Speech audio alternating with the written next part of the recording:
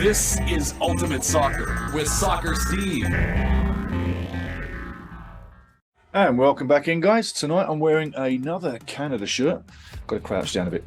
This one is from the 2006 season. It was given to me by the Canadian Soccer Association when I was announcing the Mexico-Canada game at Commonwealth Stadium.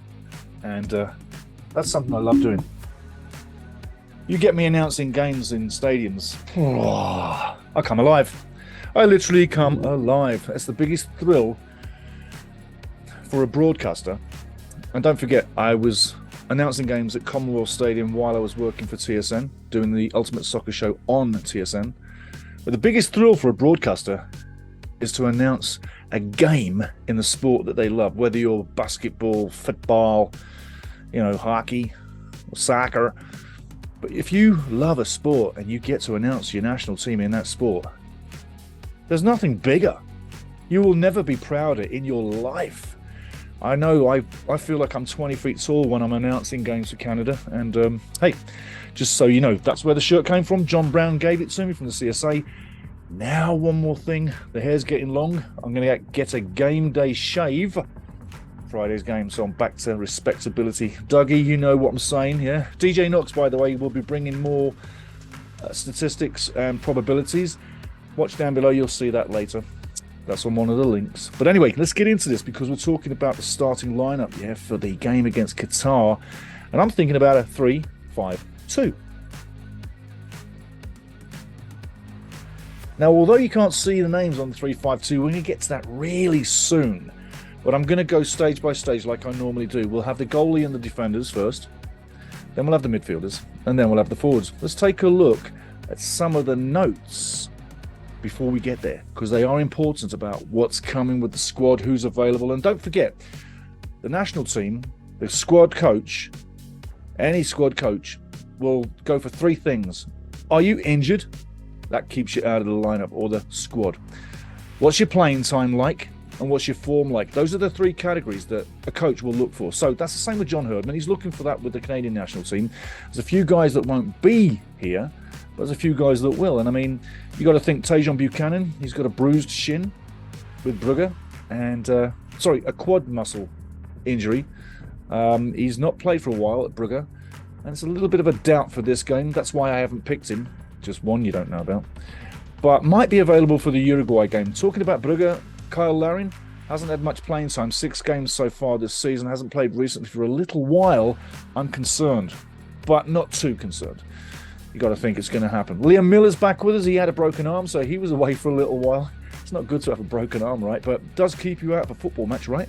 You know what I'm saying? So those are a couple of the guys that, coming back but might not be playing per se, but they're back in the fold. Got a couple of guys, young kids, and one especially, Theo Corbeanu, playing at Blackpool in England. He's in the squad. I love this guy. 6'3", 20 years old. Boy, oh boy, oh boy. He's one for the future, as is Luca Koleosho. He's 18 now. Turned 18 a couple of days ago, September 16th. He's now 18. He's a man, ready for the World Cup. So he's come to age. He's in the squad, and he's 18 years of age as well. And I'm going to touch on Daniil Henry. He's got a hamstring injury. Waterman's got a knee injury, and last of all, Atiba Hutchinson has had a bruised shin since pre-season, and I am worried about Atiba, but you don't need to worry too much. You see, he's not in this squad, but he should be in the next one, and that's the one that matters. And Johnny Herdman's got till October 13th to nominate his FIFA full squad. I would still name Atiba in that final squad for the Qatar World Cup. You know why? Simply, if he's not fit and ready by October 13th, we give him a bit more time to November 20th when he will be ready. If he's not ready then, we still take him if he's going to be ready in that short term. But to cancel him out now is wrong. He's had 97 games for the nation. I think he deserves us to stick with him. So we keep him in the roster for the World Cup, October 13th, right? We take him with us in our minds all the way to November. If it doesn't happen because of fitness, we'll know. But it saves all the messing around. And I think between now and 2 months away, I think Atiba's got a good chance of getting on the plane and joining the rest of the guys in Qatar, don't you? So Don't rule him out just yet, just because of the injury. I think take him, keep him on the paperwork. It's the right thing to do.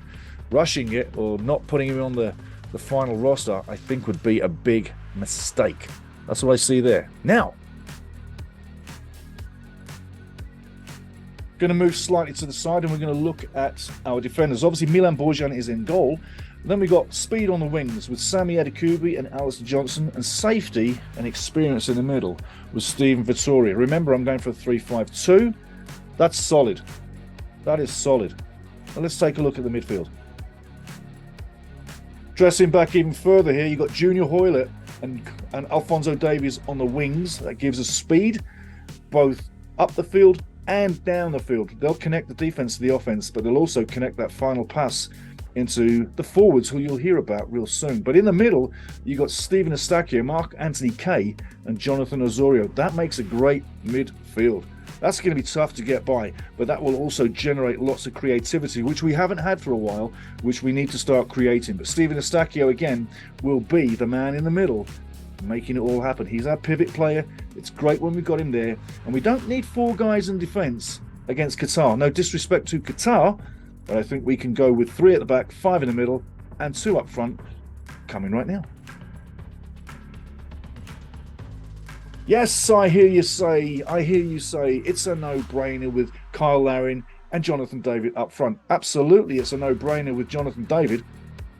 And Kyle Larin, our record goal scorer, too. But Kyle needs to get a few games, and if he doesn't get some game time between now and the World Cup, we still take him, obviously. And he's still in starting lineup per se. But if he hasn't got any form at all, maybe someone else takes that place when we get into the World Cup. Something to think about. I'd sooner stick with Kyle and Jonathan. They know each other. They've played with each other so many times. And let's face it, between the two of them, it's getting close to 50 goals. So I think you keep them. There's the team. Dressing back a little. Like I say, that team is going to be tough to break through, but it will give us offense.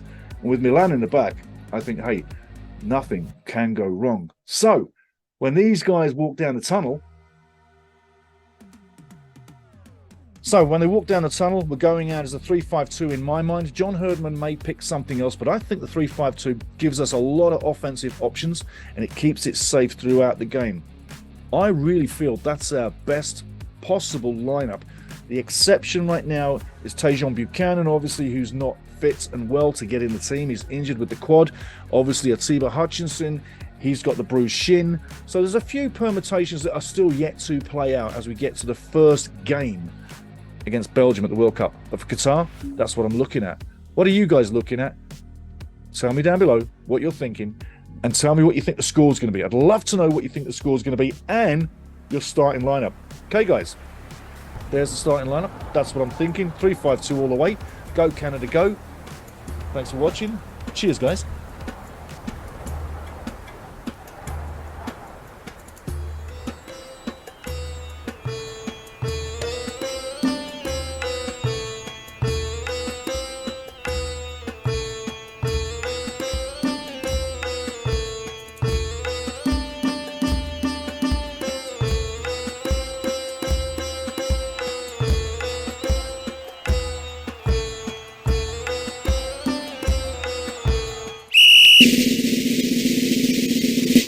We're going to Qatar.